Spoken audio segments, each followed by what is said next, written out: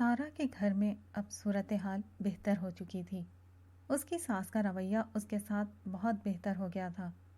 گھر میں فیصلہ کن حیثیت سمینہ ہی کی تھی، مگر انہوں نے سارا کا وجود بھی اب گھر میں تسلیم کر لیا تھا۔ بلا شبہ اس میں اصل عامل سارا کی خدمت تھی۔ وہ ہر پہلو سے ان کی خدمت کرتی اور ان کی مددگار ثابت ہو رہی تھی۔ عادت سے مجبور ہو کر وہ اگر کچھ تلخ بات کر بھی جاتی تو سارا اسے ایسے پی جاتی جیسے کچھ ہوا ہی نہیں۔ سمینہ کو اندازہ ہو گیا تھا کہ سارا سے بہتر بہو اس گھر کے لیے ممکن نہیں تھی۔ اس کا نتیجہ اب یہ نکلا تھا کہ عملاً سمینہ نے گھر سارا کے حوالے کر دیا تھا۔ وہ جو کچھ کرتی اس میں اکثر سارا سے مشورہ کر لیتی۔ یوں چند ہی دنوں میں صورتحال سارا کے حق میں ہموار ہو چکی تھی۔ اس وقت بھی سمینہ ڈرائنگ روم میں بیٹھی ہوئی تھی، جبکہ سارا اس کے ہاتھ پاؤں دبا رہی تھی۔ سمینہ کی آنکھیں بند تھیں۔ ان کو جو آرام مل رہا تھا اس کا اظہار ان کے پرسکون چہرے سے ہو رہا تھا۔ کافی دیر ہو گئی تو وہ بولی، بہو رہنے دو، بہت دیر ہو گئی ہے، تم تھک گئی ہوگی۔ سارا نے کہا، نہیں چچی، مجھے تو آپ کی خدمت کر کے بہت اچھا لگ رہا ہے۔ میں امی کے ہاتھ پاؤں بھی اسی طرح دباتی تھی، بلکہ ان کے تو سر میں بھی مالش کرتی تھی۔ مجھے بہت اچھی مالش آتی ہے، آپ کہیں تو آپ کی مالش کر دوں؟ سمینہ نے کہا، ارے نہیں بھائی، ابھی نہیں، جب نہانے جاؤں گی تو تم سے سر میں تیل لگوا لوں گی، ذرا سکون ہی مل جائے گا۔ یہ گفتگو ابھی جاری تھی کہ نبیہہ اندر داخل ہوئی۔ اس کے ہاتھ میں ایک چھوٹا سوٹ کیس تھا۔ لاؤنج کا منظر دیکھ کر وہ ایک دم سے ٹھٹک گئی۔ اسے ذرا عجیب سا لگا، پھر وہ چلتی ہوئی ان دونوں کے قریب آنے لگی۔ سارا نے اسے دیکھا تو کہا، ارے نبیہہ، کیسی ہو تم؟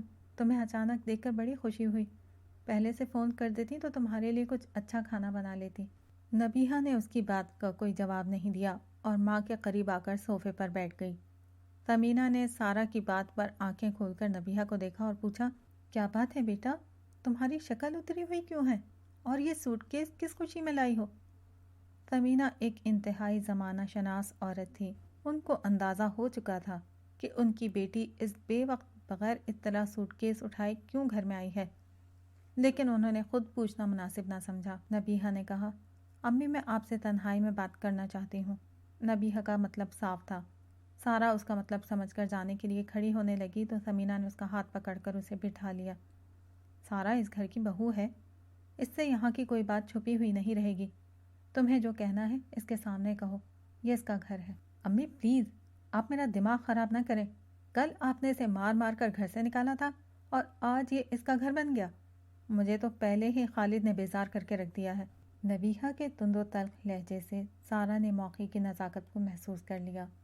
وہ یہ کہتے ہوئے کھڑی ہو گئی، چچی آپ دونوں باتیں کریں، میں ذرا کچن میں جا کر کھانے کا انتظام کرواتی ہوں۔ وہ چلی گئی تو سمینہ نے کہا، کیا ہوا، خالد سے لڑ کر آئی ہو؟ نبیہہ نے کہا، امی، خالد مجھ پر کنٹرول چاہتا ہے۔ میں کہاں جاتی ہوں، کہاں سے آتی ہوں، کیا کرتی ہوں، سب اسے پتا ہونا چاہیے۔ میں اس کی کوئی غلام نہیں ہوں۔ نبیہہ نے جو کچھ کہا وہ سمینہ کی اپنی ہی تربیت تھی، چنانچہ وہ بیٹی کی حمایت کرتے ہوئے بولی، میں خالد کو بلا کر بات کرتی ہوں۔ یہ اس کا کیا طریقہ ہے، تم جا کر کمرے میں آرام کرو۔ جنید خاموشی سے بیٹھا عبداللہ کی باتیں سن رہا تھا۔ اس کے چہرے پر گہری سنجیدگی چھائی ہوئی تھی۔ اس نے اپنے سوالات عبداللہ کے سامنے رکھے۔ جواب میں جو بات عبداللہ نے کی وہ معقول تھی، دلائل پر مبنی تھی، مگر دل اور جذبات اسے قبول کرنے سے مانے تھے۔ اس نے ایک دفعہ پھر سوال کیا، سر مسئلہ یہ ہے کہ اگر آپ یہ کہتے ہیں کہ مسلمان چونکہ ایمان و اخلاق میں پست ہیں اور دعوت دین کا کام نہیں کر رہے ہیں، اس لیے ان پر مغلوبیت مسلط ہے، تو شاید یہ بات میں مان لیتا، مگر جب میں دیکھتا ہوں کہ غیر مسلموں کے ہاتھوں معصوم مسلمان مارے جاتے ہیں، لڑکیوں کی عزتیں پامال ہوتی ہیں، معصوم بچے تک قتل کر دیے جاتے ہیں، تو پھر آپ کی بات سے اتفاق کرنے کا دل نہیں چاہتا۔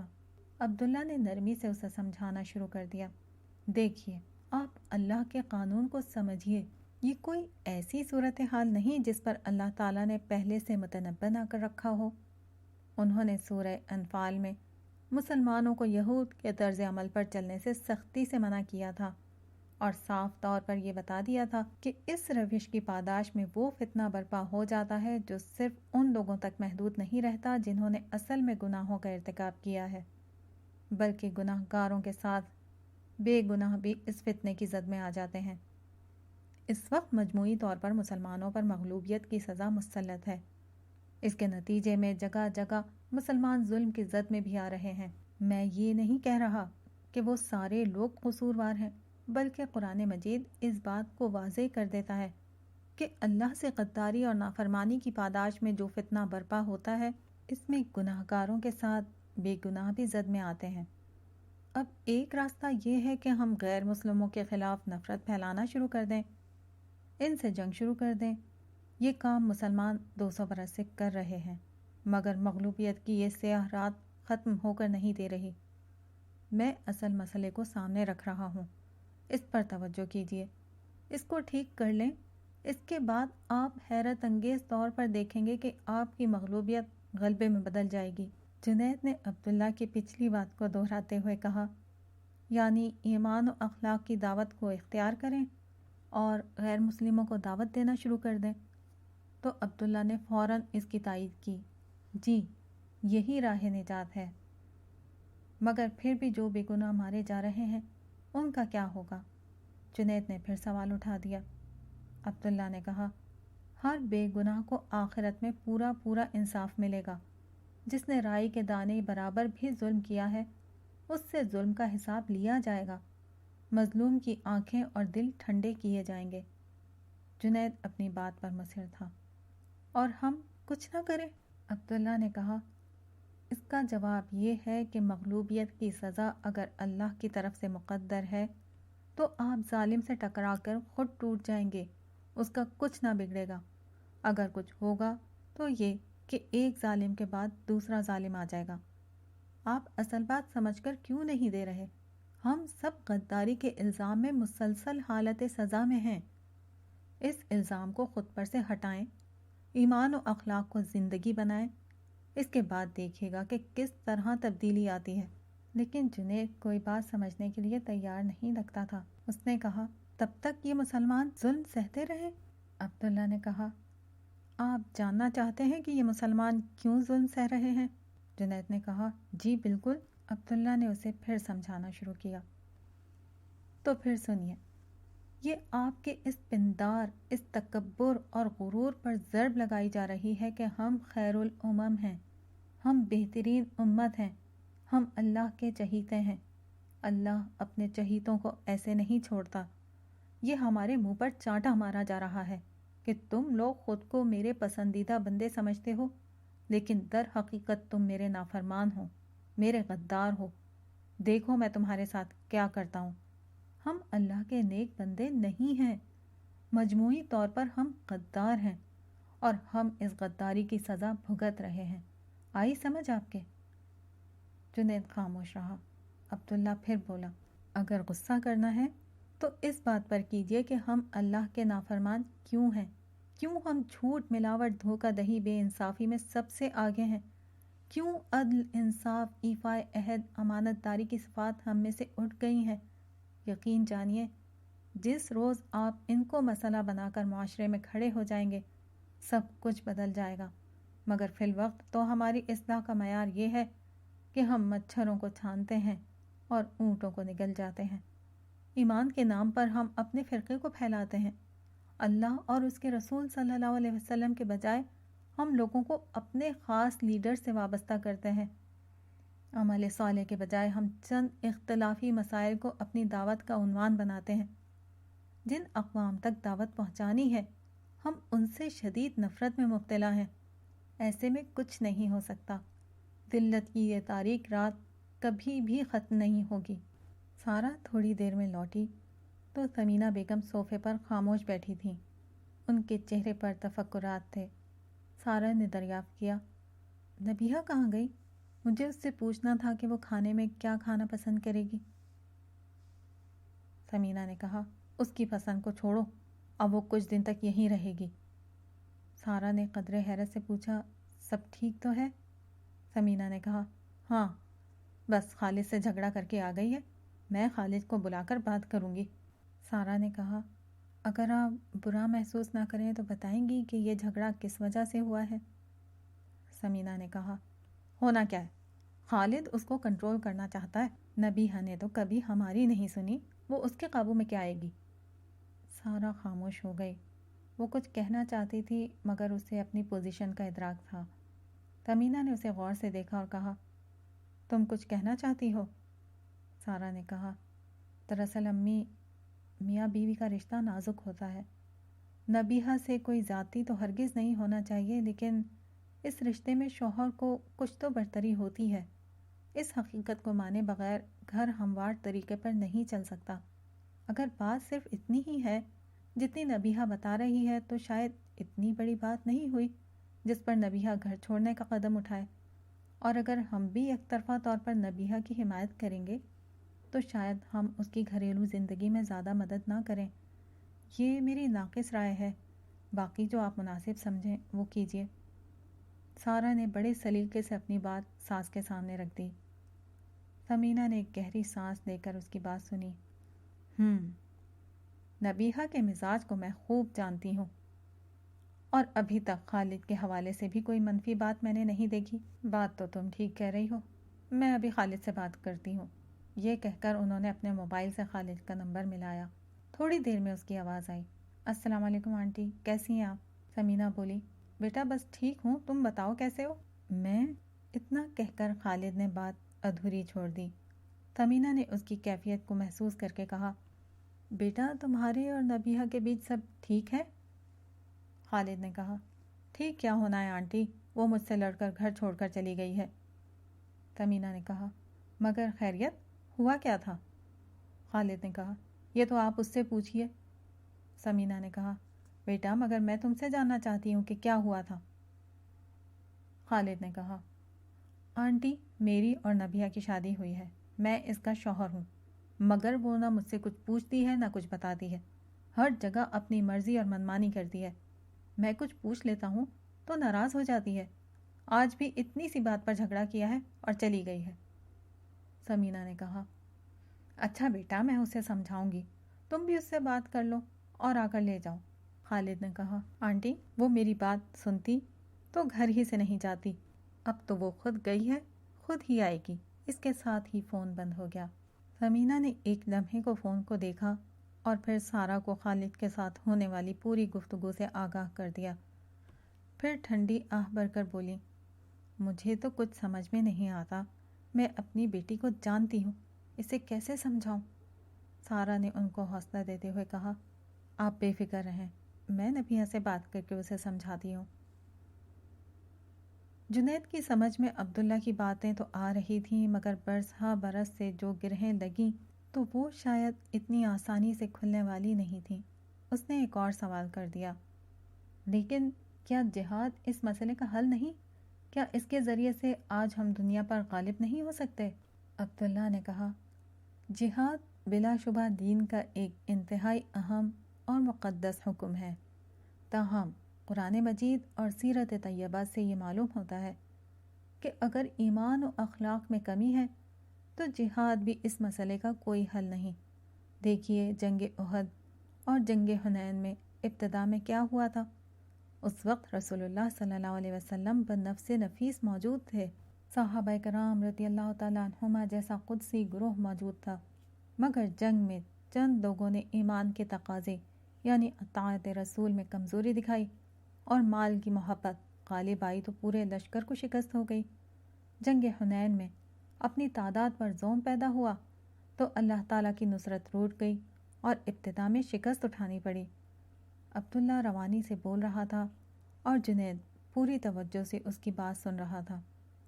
جب فرشتوں جیسی صفات والے اس عظیم گروہ کا یہ حال تھا تو آج کا مسلمان اپنی اخلاقی پستی کو دور کیے بغیر کیسے کسی جنگ میں کامیاب ہو سکتا ہے؟ ان لوگوں کا حال یہ تھا کہ میدان جنگ میں جنگ پر ابھارنے کے لیے ساتھ آنے والی عورتوں کو بھی قتل نہیں کرتے تھے۔ یہاں حال یہ ہے کہ شہروں اور بازاروں میں معصوم لوگ خود کش حملوں اور بم دھماکوں میں مار دیے جاتے ہیں۔ وہاں حال یہ تھا کہ مکہ کے بدترین ظلم سہنے کے باوجود اس لیے جنگ نہیں کی گئی کہ ایک منظم ریاست قائم نہیں ہوئی تھی۔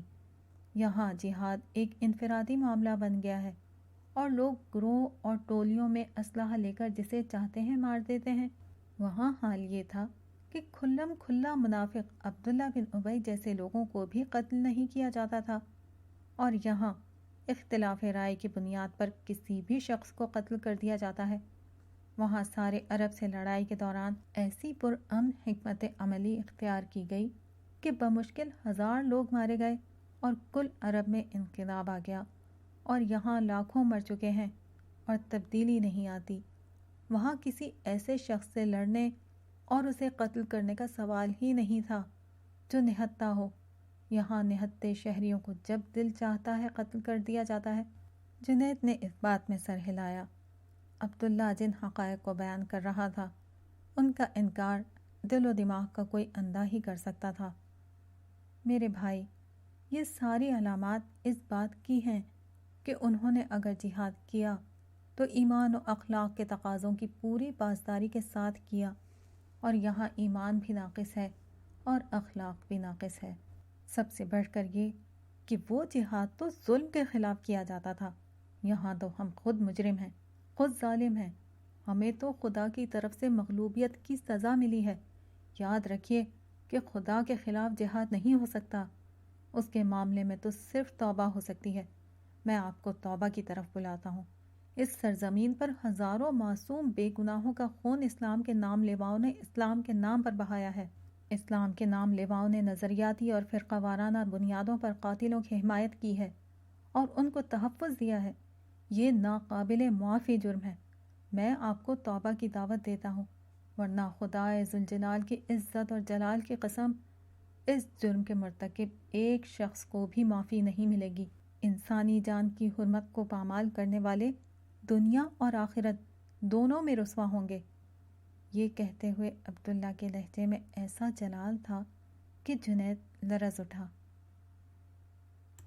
زاریوس کے سامنے سوگویال اور منایوس بیٹھے ہوئے تھے۔ آج اس نشست میں سردار یا ان کا کوئی اور ساتھی موجود نہیں تھا۔ کچھ دیر مجلس میں خاموشی چھائی رہی۔ اس خاموشی کو زاریوس کی مکروہ آواز نے توڑا۔ میں نے آج آپ دونوں کو اس لیے بلایا ہے کہ یہ بتا سکوں کہ میں نے اپنے حصے کا کام کر لیا ہے۔ عبداللہ کے خلاف کچھ لوگوں کو تیار کر لیا ہے جو اس کے خلاف فیصلہ کن ضرب لگائیں گے۔ مجھے یقین ہے کہ ہم اپنے مقصد کو حاصل کرنے میں کامیاب ہو جائیں گے۔ سوگویال نے تحسین آمیز لہجے میں زاریوس کو داد دی۔ بہت خوب محترم المقام زاریوس، آپ سے ہمیں یہی توقع تھی۔ اس موقع پر منایوس نے مداخلت کرتے ہوئے ایک سوال اٹھایا۔ محترم سردار زاریوس، آپ نے اس بات کو یقینی بنا لیا ہے نا کہ یہ لوگ پیچھے نہیں ہٹیں گے؟ زاریوس نے گھور کر منایوس کو دیکھا تو اس نے گڑبڑا کر سر نیچے جھکا لیا۔ زاریوس ناراضی کے عالم میں بولا، نوجوان، تم ابھی زاریوس کو نہیں جانتے۔ میرا وار کبھی ناکام نہیں جاتا، میرا نشانہ کبھی خطا نہیں ہوتا۔ تم سمجھتے ہو کہ میں ایک دفعہ وسوسہ ڈال کر پیچھے ہٹ جاتا ہوں؟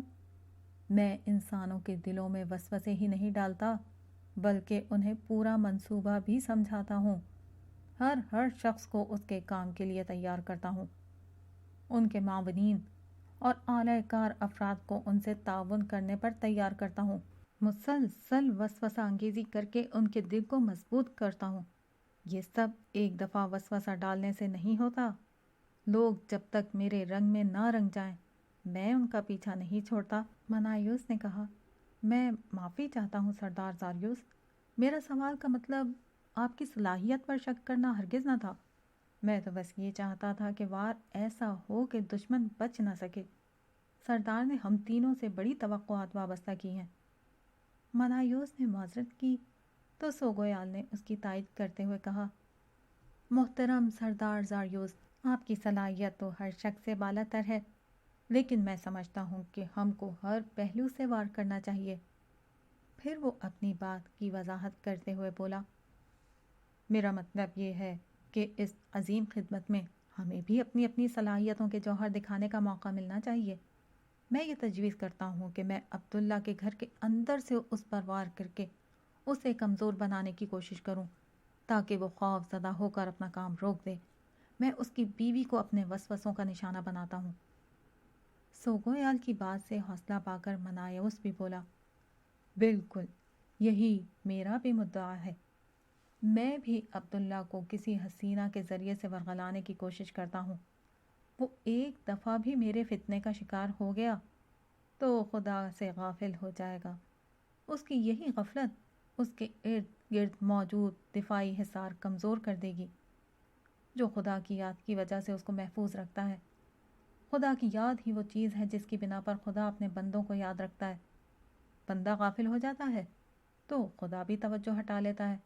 یوں عبداللہ کو نشانہ بنانا آسان ہو جائے گا۔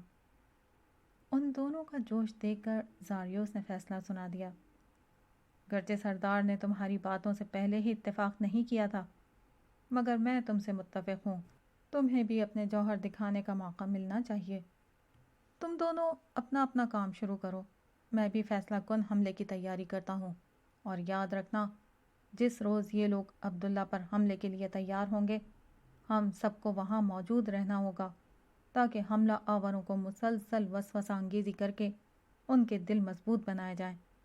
ہم اس بدبخت عبداللہ کی جان لے کر ہی ٹلیں گے۔ سوگویال اور منایوس دونوں نے اس بات میں گردن ہلا دی۔